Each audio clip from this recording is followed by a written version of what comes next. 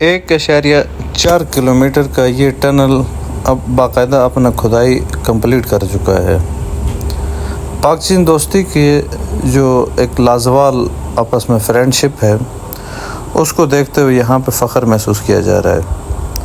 ये दासू डैम का जो रीलोकेटेड केकेच है उसका टनल है, जिसमें तकरीबन 15 के करीब टनल हैं और 7 देव हैकल बहुत बड़े बड़े पुल हैं जो एक पहाड़ को दूसरे पहाड़ से कनेक्ट करेंगे। उसके एक फुटेज ये है, ये आप देख सकते हैं बरसीन एरिया में ये पुल तामीर की जा रही है। ये इतनी ऊंचाई पे है कि अगर नीचे से ऊपर देखें तो टोपी पहने हुए बंदे के सर से टोपी नीचे गिरे। और इस तरह के 7 पुल हैं जो दासू डैम एरिया में जो केकेच एग्जिस्टिंग केकेच उसको चेंज करके दूसरे साइड पे डैम से ऊपर लेके जाएंगे। उसको रीलोकेटेड केकेच कहा जाता है। बुनियादी तौर पे ये जो रीलोकेटेड केकेच है, ये दासू से जाके दियामर भाषा और फिर दियामर भाषा से जाके रायकोट ब्रिज तक दरिया के दोनों साइड पे रोड बन रहे हैं। एक साइड रीलोकेटेड केकेच है और दूसरे साइड उसको पेरिफेरी रोड कहा जाता है, मुकामी लोगों के सहूलत के लिए। तो ये जो रोड बन रहा है, अब ये जो तामीर चल रही है, ये तामीर बेसिकली पाक चीन दोस्ती का जो शाहकार है CPEC, China Pakistan economic corridor का, उसके यहाँ से शुरुआत है। अगर दूसरे सीपेक हम देखें तो आपको सीपेक थाकोट तक नज़र आएगा। थाकोट पुल से आगे सीपेक नहीं है, अभी शुरू नहीं हुआ है। उसका PC1 तैयार है, बहुत जल्द शुरू होने लगा है।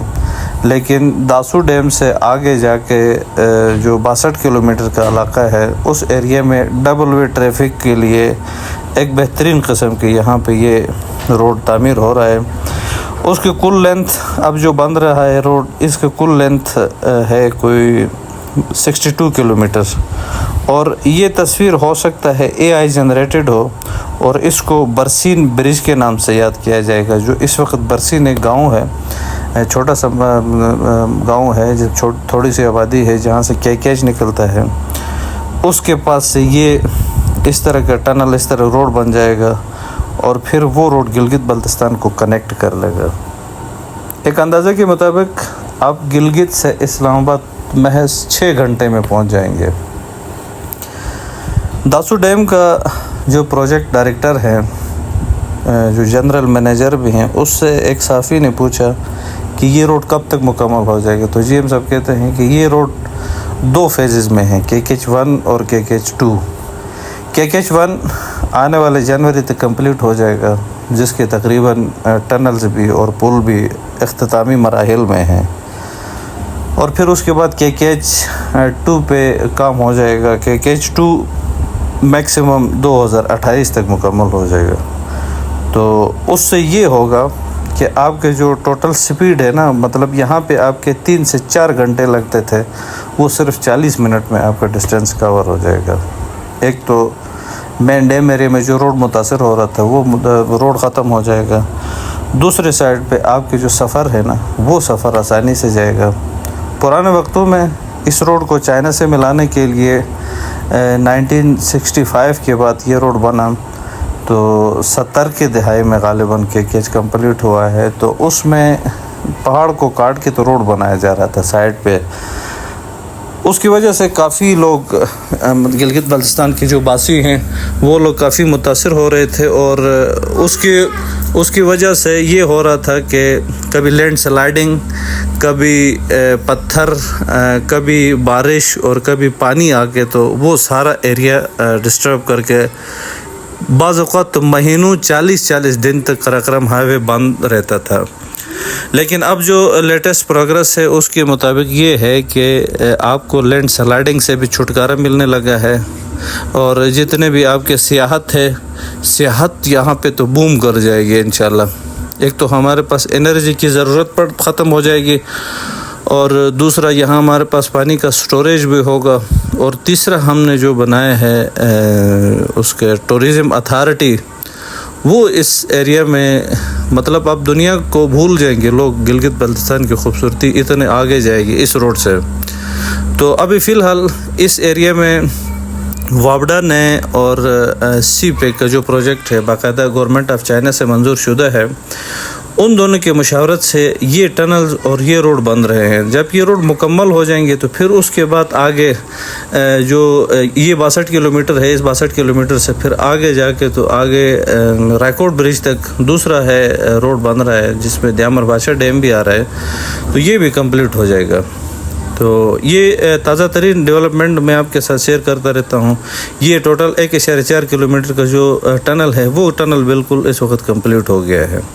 اور دوسری طرف سیاحت کے جو شوقین لوگ ہیں وہ خاص کر گلگت بلتستان میں آئیں گے تو وہاں پہاڑی علاقوں کو سمجھ نہیں آ رہے ڈرائیونگ کے، تو اکثر لوگ اس طرح ہوتا ہے کہ اس کو بالکل شہری علاقہ کو تصور کر کے تو فل سپیڈ سے ڈرائیونگ کر رہے ہوتے ہیں۔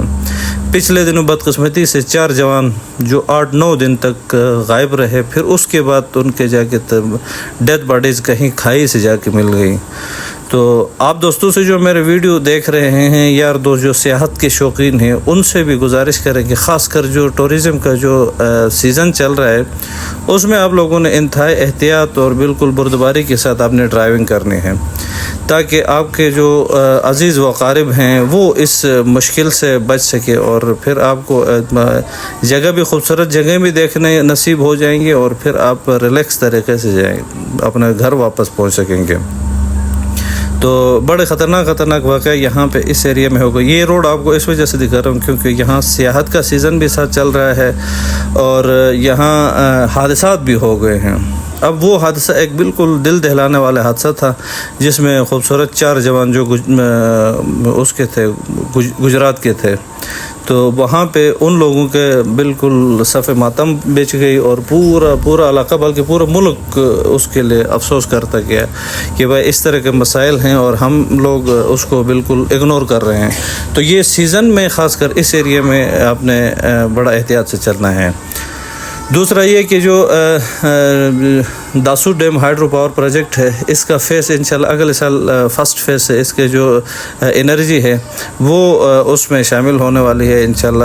ان کی جو انرجی ہے نیشنل گریڈ میں شامل ہونے، تو یہاں پہ اس روڈ پہ یہ جو روڈ ہے یہ بابوسر کا روڈ ہے، یہاں پہ بڑے خطرناک حادثے بھی ہو گئے، اور اب ہم اس روڈ پہ گزر رہے تھے تو رستے میں ایک گاڑی بڑے زبردست قسم کی نئی گاڑی تھی، وہ اس روڈ سے انہوں نے بالکل نظر انداز کر کے تو آگے نکل گیا، اور پھر وہ وہاں آگے پھسل کے تو اس نے بڑی مشکل سے اپنے آپ کو کنٹرول کر لیا۔ اور اس کے ساتھ یہ دوسرا ٹنل ہے جو بالکل داسو ہائیڈرو پاور پروجیکٹ کا، یہ ٹنل بھی مکمل ہے، اور اس ٹنل پہ یہ بھی اس میں کیچ اس کی بالکل آپ رائٹ سائڈ پہ باہر نکلیں گے تو یہاں پہ داسو ڈیم کا جو مین ڈیم ایریا ہے وہ آپ کو نظر آئے گا۔ آج کل اس روڈ پہ سفر کرنے کے لیے کافی مسائل کا سامنا ہے، مطلب یہاں پہ لوگ جاتے ہیں تو باقاعدہ ایک شیڈول دیا گیا ہے کہ آپ نے صبح 8 بجے سے پہلے اس ایریا کو کراس کرنا ہے، دن 12 بجے کے بعد اس ایریا کو کراس کرنا ہے، اور پھر شام 6 بجے کے بعد اس ایریا کو کراس کرنا ہے۔ تو ان ایریاز میں اب ہم تکالیف اٹھا رہے ہیں کہ کیچ پہ سفر کے لیے، تو پھر تاکہ آنے والی نسلیں اس پہ سکون سے سفر کریں گے اور پھر ایک نئے دور میں ہم داخل ہو جائیں گے۔ تو ان لوگوں کے ساتھ ان جو مقامی لوگ ہیں وہ اس ایریا کے اتنے مہمان نواز اور اتنے محنتی اور اتنے مطلب حب الوطنی رکھنے والے لوگ ہیں کہ مزہ آ جائے گا۔ یہ سامنے دیکھیں آپ کو یہ گاڑی نظر آئے گی، یہ گاڑی یہاں پہ حادثے کا شکار ہو گئی، اور یہ یہاں فیملی کے ساتھ یہ لوگ تھے تو انہوں نے اوپر چڑھا دی تھی، یہ بال بچ گئے ہیں۔ تو خدا نہ کرے کہ کسی بھی یار دوست کو اس طرح کے مسائل کا سامنا ہو اور پھر اتنے تکلیف اٹھانے پڑے گے۔ میرے ویڈیو دیکھنے والے میرے جو یار دوست ہیں، احباب ہیں، ان سے میں اسپیشل ریکویسٹ کروں گا کہ یہ آپ نے سیزن میں خاص کر گرمیوں کے سیزن میں لاکھوں کے تعداد میں یہ لوگ گلگت بلتستان کا رخ کرتے ہیں، دیامر بادشاہ ڈیم کا وزٹ کرتے ہیں، داسو ہائیڈرو پاور پروجیکٹ کا ذکر کرتے ہیں، وزٹ کرتے ہیں۔ تو آپ لوگوں میں بھی آپ اس طرح کرنا ہے کہ آپ بالکل سیف رہیں اور بحفاظت طریقے سے ان ایریاز میں پہنچ جائیں۔ دوسرا یہ کہ اس کے علاوہ میں اگلے ویڈیو میں انشاءاللہ وہ بھی بتا دوں گا کہ سیاحت کے ساتھ ساتھ جو ڈیمز بن رہے عطابات میں ہے، جو 54 میگا واٹ کا ہائیڈرو پاور پروجیکٹ ہے، وہ کب کمپلیٹ ہو رہا ہے اور اس کے لیے کیا کچھ ابھی تیاریاں ہو رہی ہے اس کا بھی انشاءاللہ آپ کو بتا دوں گا. اس کے ساتھ اسی روڈ پہ جس روڈ پہ بھی میں گزر رہا ہوں اسی روڈ پہ بالاکوٹ میں بھی ایک ہائیڈرو پاور پروجیکٹ ہے. سوکھی کناری کمپلیٹ ہو چکا ہے, اس کی بھی میں نے آپ کے ساتھ فوٹیج شیئر کرنی ہے. تو اس ملک میں کسی بھی طریقے سے ایک تبدیلی آ جائے اور پھر آنے والے وقتوں میں ہمیں پانی کے لیے اور بجلی کے لیے ترسنا نہ پڑے. تو ڈیمز لازمی ہیں, ڈیمز بننے چاہیے. جب تک ڈیمز نہیں بنیں گے ہمارا ملک ترقی نہیں کر سکتا ہے. اور اس کے علاوہ جو مطلب اخراجات کا لیول ہے تو اس کا بھی میں آپ کو ذکر کرتا چلوں. جو داسو ہائیڈرو پاور پروجیکٹ ہے یہ بیسکلی ورلڈ بینک کا فنڈڈ ہے. تو دوسرا ہم دیامر بادشاہ ڈیم میں ورلڈ بینک کے فنڈڈ نہیں ہیں, ہمارے اپنے PSDP کا ادھر خرچہ ہے. تو خدا کرے کہ جو دیامر بادشاہ ہے اس کے لیے بھی ورلڈ بینک جیسے ادارے, جو دوسرے مالیاتی ادارے ہیں ان کی بھی یہاں پہ ہو جائے, پارٹیسپیشن ہو جائے, ان کی بھی امداد شامل ہو تو پھر انشاءاللہ یہ ڈیمز بڑے جلدی بن جائیں گے. اور اس وقت جو کرنٹ ہمارے جو حکومت چل رہی ہے ان کی خاص توجہ ہے,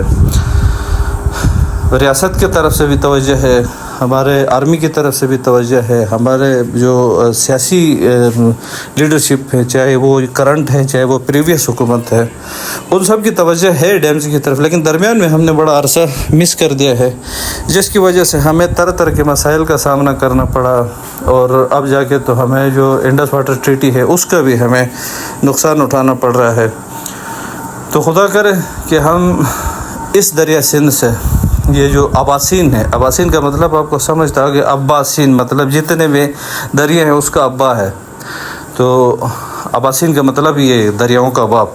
تو اس دریاؤں کے باپ سے ہم اپنے سارا ضرورت حل کر سکتے ہیں بشرط یہ کہ ہم اپنے ڈیمز کو تعمیر کر لیں. اور جتنے ڈیمز ہیں وہ کالا باغ کی طرح سیاسی نظر نہ ہو جائے. قوم کو متحد ہو کے کالا باغ کے حوالے سے بھی آواز اٹھانی چاہیے تاکہ کالا باغ بنے. جن لوگوں کا نقصان ہوتا ہے ان کو 10 گنا 15 گنا زیادہ آپ ان کو اکوموڈیٹ کرے, سارا قوم لبیک کر لے, کالا باغ بنائیں. دوسرے تیسرے جتنے بھی ہیں جو انڈر پروسیس ہیں ڈیمز, مطلب اس دریا سندھ پہ جو 48,000 میگا واٹ کے جو باتیں چل رہی ہیں, جو پرپوزڈ ڈیمز ہیں, ان سب کو بنائیں گے تو ملک ترقی کر جائے گا. ملکی ترقی کے لیے واحد حل ہے کہ آپ ڈیمز بناؤ, سستی بجلی پیدا کرو, فیکٹریاں لگاؤ, اپنے پروڈکشن بناؤ, باہر ایکسپورٹ امپورٹ بڑھاؤ, پھر ملک آٹومیٹکلی ترقی کر جاتا ہے. اور خاص کر یہ جو ایریا ہیں اس کا موسم چیک کرے یہاں کے, اس ایریا میں یہاں کمال کا ٹورزم ہو سکتا ہے, یہاں ٹورزم ہب ہو سکتا ہے. اس ایریا کو لے کے تو ہم اربوں ڈالر کما سکتے ہیں. لیکن بدقسمتی سے ہمارے ڈیمز کے ساتھ ٹورزم سیکٹر کو نظر انداز کیا جا رہا ہے. ٹورزم سیکٹر کو اٹھانا وقت کی ضرورت. دنیا کے کئی ممالک ایسے ہیں جن کے ٹوٹل GDP ٹورزم پہ ڈپینڈنٹ ہے. تو ہم نے ٹورزم کو, ہمارے اتنے اسپاٹ ہیں, آپ KPK کے ہر ایریا کو اٹھا کے دیکھیں, وہاں ہر پوائنٹ ٹورزم کے لیے کمال کا ہے. آپ گلگت بلتستان اٹھا کے دیکھیں, یہ دنیا سیاحت کے ماتھے کا جھومر ہے. دنیا کی جو ٹاپ 25 ایریاز میں وہ جو ورلڈ جو جرنلسٹ ہیں اور دوسرا جو بڑے بڑے میگزین ہیں اس میں باقاعدہ ان ایریاز کو شامل کیا گیا ہے.